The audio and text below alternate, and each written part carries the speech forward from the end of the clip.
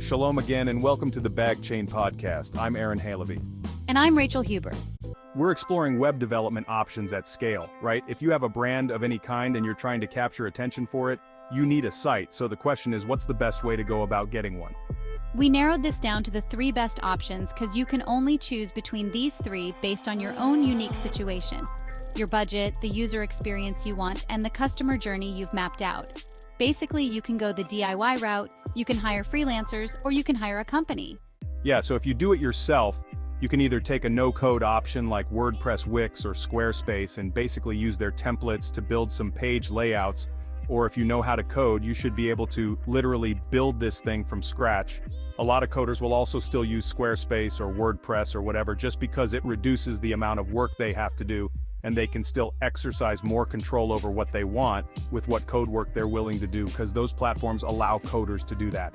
The only issue is that if you can't code, you can never get complete control over this process. Yeah, that's why some people opt for the freelancer option, because you can just describe what you want to somebody and they can build it. It's not perfect. But if the freelancer's good at what they do and you're good at explaining yourself, it might work a lot better than Wix or WordPress, honestly. Because people typically make a bunch of compromises on those sites rather than getting what they actually want, since they're doing so much work. If you're looking for a freelancer, you should probably go to Upwork or Fiverr. Yeah, and just to give you some guidance on these things, WordPress is probably the best choice for the no-code DIY site building options because it's just super simplistic, and then Fiverr is easily the superior option for freelancers. Right.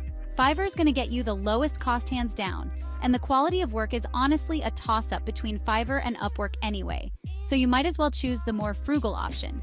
This is more of a budget decision. You can do a lot on Wix and WordPress for free, honestly, if you want to do it yourself, but they're definitely going to withhold the best templates and tools for paid subscribers.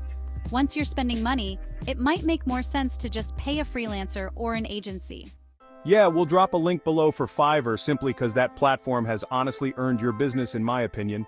But if you truly want the most control you can get over this process, despite not knowing how to code, you're going to need an agency budget. And I'll give you 2 options. The first is a platform called Designify. They do design and development plus the copywriting to fill out all your content, which freelancers won't typically do. Yeah, you need to pay freelancers to build the site and pay different freelancers to fill it out with content. Exactly. And Designify will continually make whatever modifications you want made whenever you need something changed until you're completely happy with finalizing every little thing. Their turnaround time is also 2 to 3 business days, which is pretty outrageous considering they don't even know how complicated your request will be until you ask. Their Pro plan gets you all this for $3,000 a month, and our link below will get you half off the first month. So your first month will only be $1,500 actually. You can also just go with the standard plan for $2,000 for a little less attention and slightly more time in the development phase.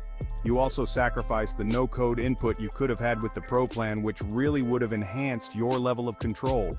Yeah, another option that's a little more than half the cost of that standard plan is GoHead Social, but you won't have as much influence over the process either way. So I would say go for the Pro plan with Designify if you have the budget for it.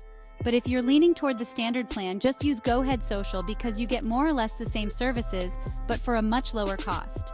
Well, with GoHead Social, that lower cost will come up a bit if you include copywriting and all that, but yeah, it'll still be lower, especially after the first month. Yep. Hit subscribe, thumb up the ass, and ring the bell. You know we deserve it. Got that right.